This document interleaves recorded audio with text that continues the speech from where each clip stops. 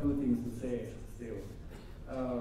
First of all, I think we are sitting in the Thai studies in the age of anxieties. This is the title that I got from the title of a film selected by Kun Pishatpong and Kun Gong to show in this conference.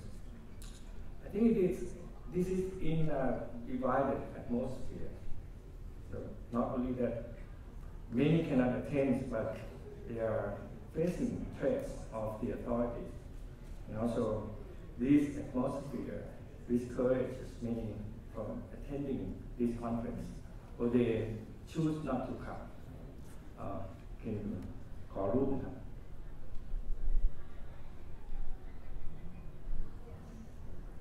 ทำไมเป็นรูปเต็มๆแบบนี้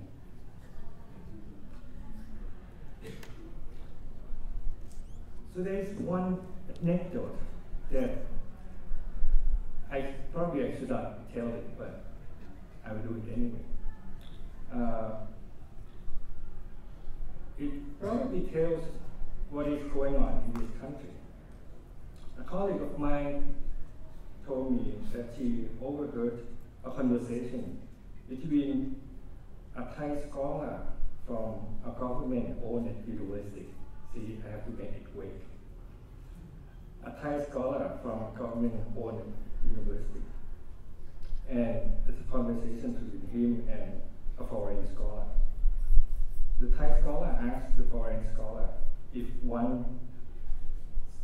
that one prominent Thai scholar actually named that person.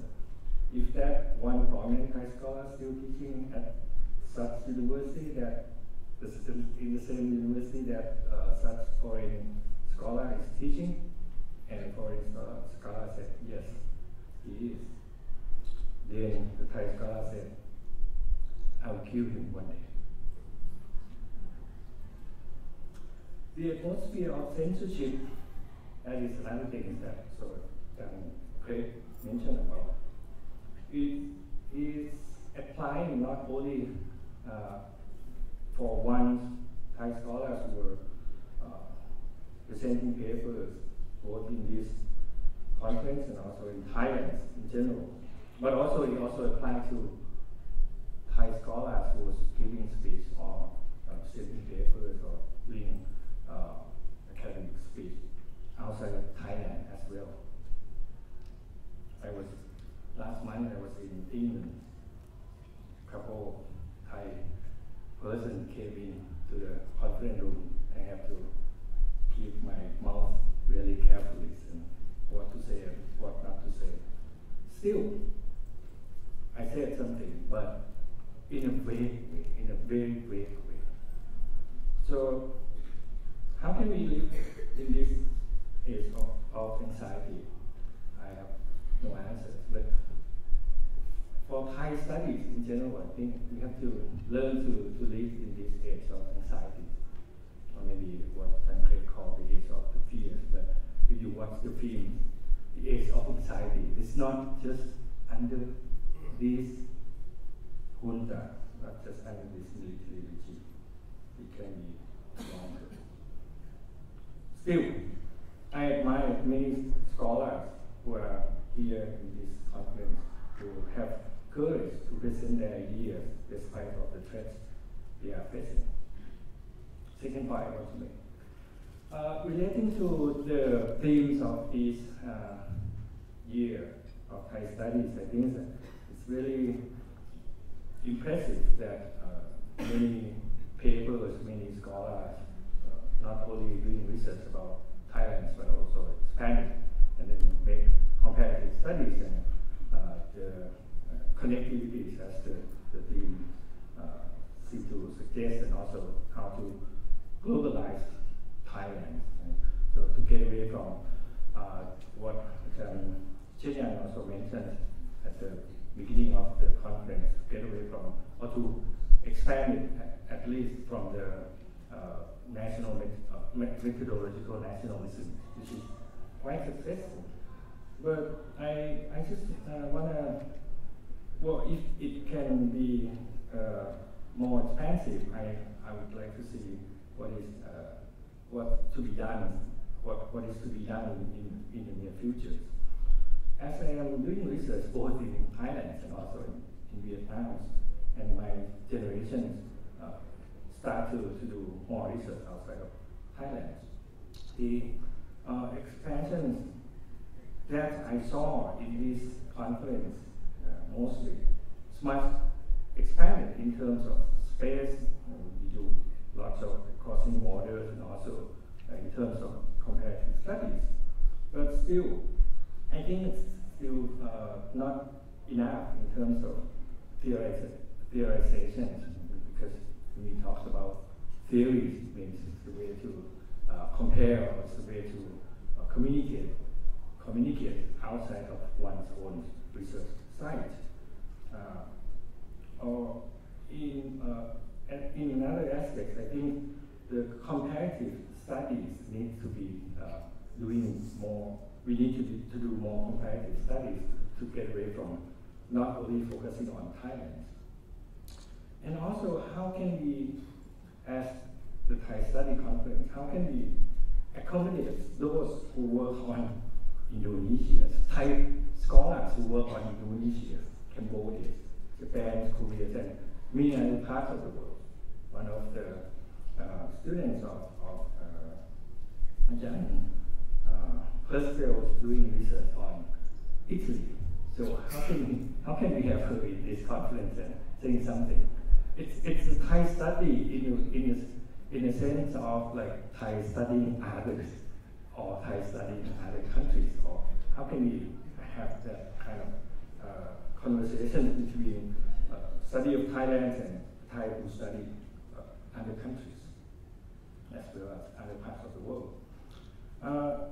Well, there's a trend in AS meeting.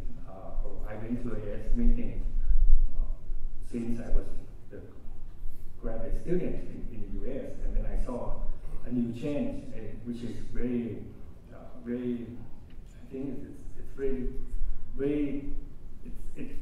it's really expanding in the way of like, connecting the world together. Like they have the sessions on cross continents or cross areas. So how can we have that kind of crossing areas, kind of Thai studies in the crossing areas? Or I know a colleague who is from Africa teaching in Germany. He's from Mali, and then now he's doing research on the Malian people in Bangkok who are trading between African countries and Thailand and Asia and Hong Kong. So it's not just the trans areas, but also transcontinents that's been like popping up now, not only in areas meeting, but also in many countries. I went to I went to a conference in Malaysia.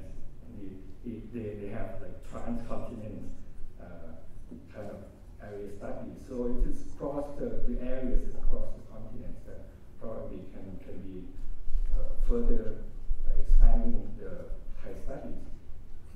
In terms of the atmosphere of the age of anxiety, I think if we keep it like this, and then we try to self-censor ourselves in this way, then it can be, we can be going into the way that many our neighboring countries has been doing, which is the division that we can see the division between the scholarship inside the countries and the scholarship outside the countries.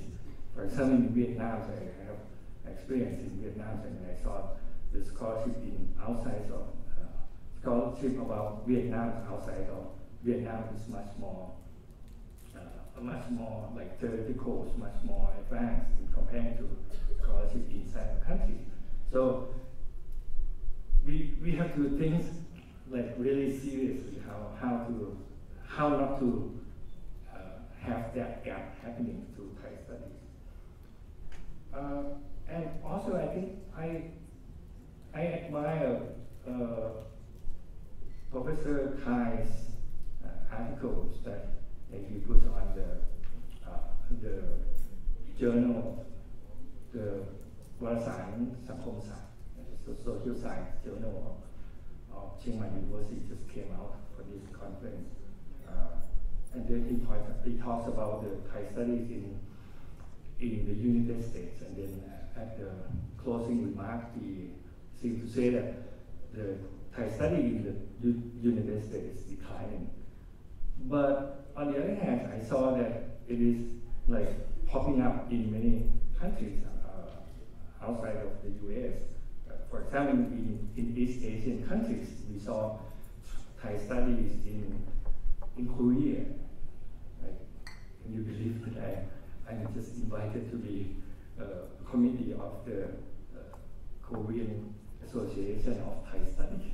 So it's very interesting. And then in Taiwan, they want to communicate with scholars from Thailand, and also in Japan, the study. I think Thai study in Japan is never declines.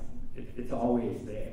But how much we know about Thai study in Japan, how much we know about Thai studies outside of the United States, how much we know about Thai studies in Vietnam. I think that kind of perspective needs to be also reviewed and then see. And at the end, it will feed up to